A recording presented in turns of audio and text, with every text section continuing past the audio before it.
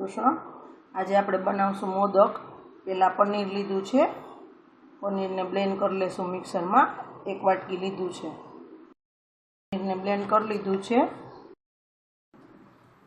સૌથી પહેલાં આપણે બ્લેન્ડ કરી લીધું છે પનીર લેશું,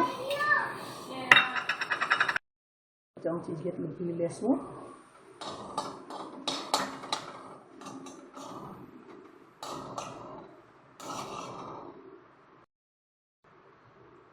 પોણી વાટકી દળેલી ખાંડ લેશું,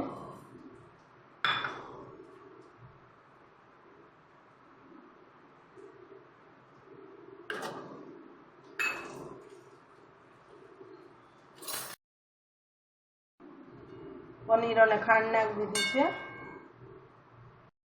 1 વાટકી મિલ્ક પાવડર નાખી દેશું, બધું હલાવ્યા કરશું ગેસ ઉપર। એમાં 2 ચમચી પલાળેલું કેસર નાખશું,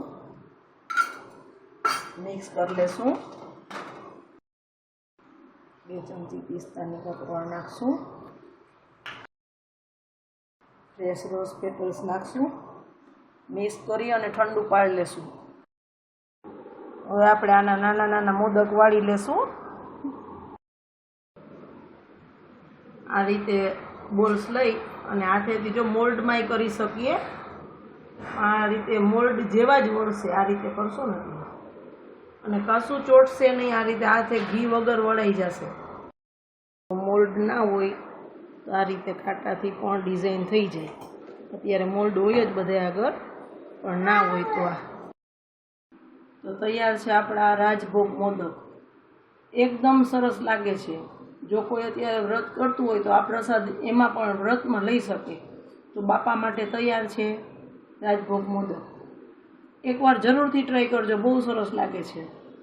જો મારી રેસીપી તમને ગમતી હોય ને તો લાઈક, શેર અને સબસ્ક્રાઈબ કરજો। જય શ્રી કૃષ્ણ।